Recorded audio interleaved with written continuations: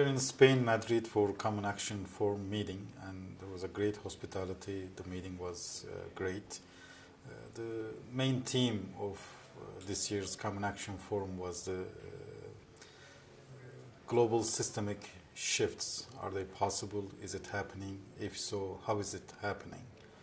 I'll try to stress that there is a global structural crisis. So what we're experiencing today will not go away tomorrow. It's a systemic crisis. It's not conjunctural. So the approach for the solution, the approach to analyze it, understand it, must be structural too. And it is constructing itself with immense structural shifts and the changes.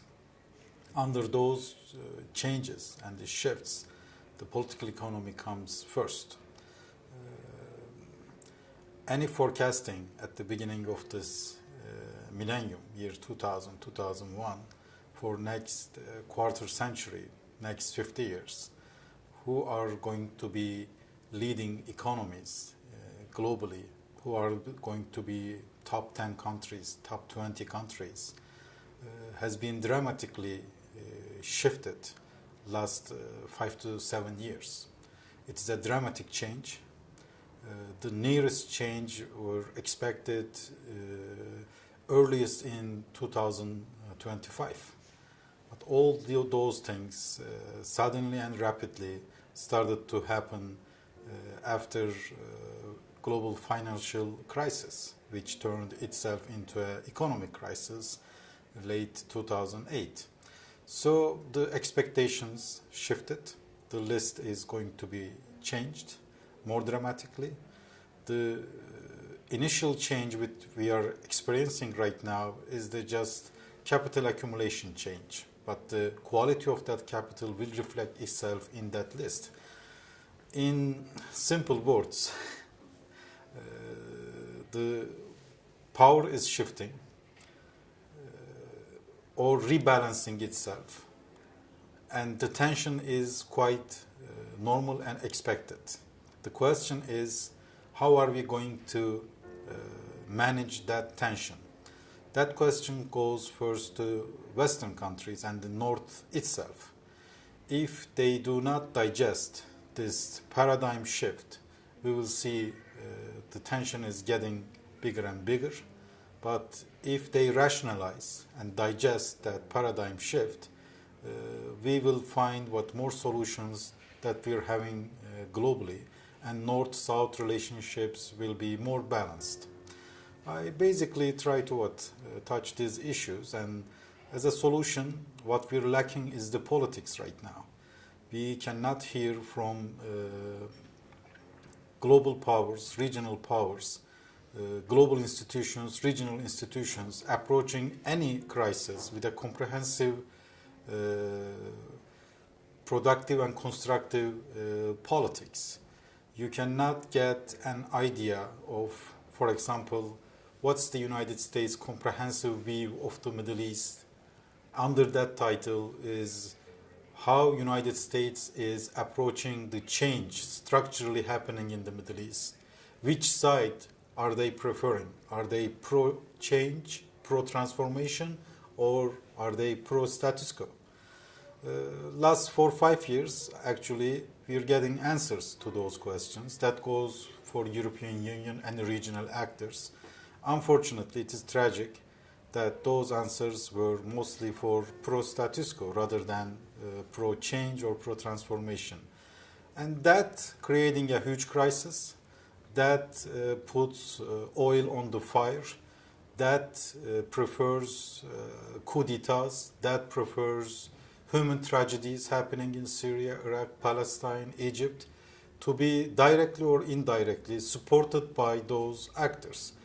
And unless they face the grassroots of the problem and they face structural issues of the problem, we will continue to see this vicious cycle.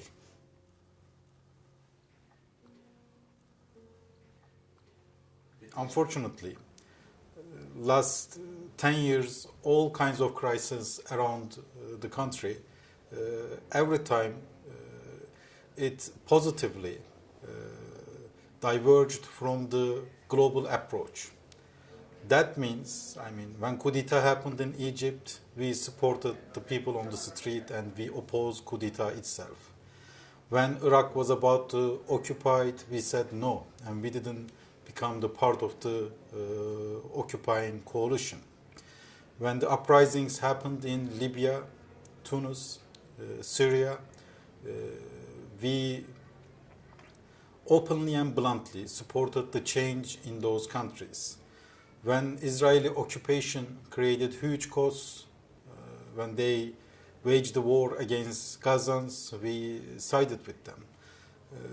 When Crimea, Ukraine, Georgia had huge tensions and occupation of Russians, we also chose to be in the side of change and in the side of anti-status quo. This created a Turkish role model which is positively diverging from the mainstream approach to the regional issues. But one way or another, what we see is they are coming to that point. The ones who opposed, the ones who supported coup d'etat in Egypt, they are in deadlock right now. The ones who sided with Israel, they cannot solve any issues in Israel, in Ramallah, in Gaza. The ones who sided with Assad directly or indirectly, they are in deadlock. They don't have any solution. Same thing goes with Iraq or Balkan countries elsewhere. So I think our position is, it's not a very difficult choice to make. Be with the side of the change and stay there and let people to decide how that change should take place. Because the easiest, the cheapest way is to support regional orders, status quo, coup d'etats, and occupations itself. You could do it in short term, you may think you may even winning or profiting out of it, but in mid-term and long term, it's a deadlock. All those dictators who you supported, all those occupations who you supported will suck you in, and you cannot produce any constructive politics out of it.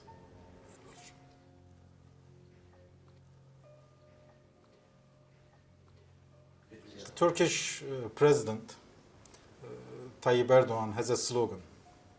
He's been using it, chanting it whenever possible and whenever the context is available. He says, the world is bigger than five. It is simple as it is. We are supporting the agenda of a radical reform in UN Security Council, UN system as whole, with all kinds of institutions working under it. And that reform is needed. Otherwise, all global political and economic institutions are in deadlock. They are losing their intervention capacity. They are losing their political and economic capacity. And this is not an accidental development. Both economic institutions, World Trade Organization, political institutions, United Nations, security institutions, NATO,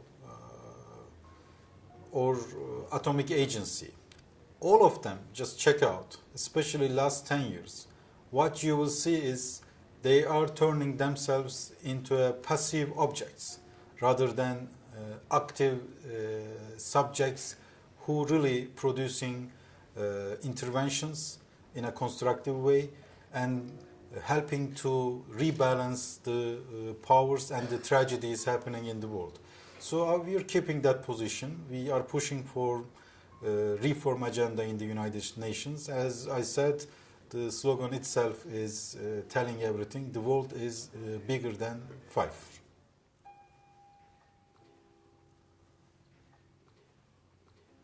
The Common Action Forum initiative at this stage, where we have lots of crises, regional and global, is another productive example of intervention of civil society platform where officials, non-officials working together, academia, journalists, intellectuals, activists, These are general platforms and grounds where it gives opportunity to all these different sectors, official and non-official, to work together.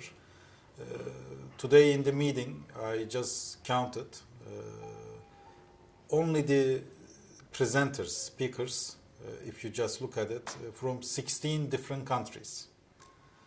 This does not include all the participants. So around 20 countries already joined just for this meeting. I hope in the future it will extend itself because this is a very positive action where it is coefficient is much bigger than before. Because while everybody is almost silent, while global institutions are not moving very well, they are not practical, these civil initiatives creating a huge coefficient to intervene such crises.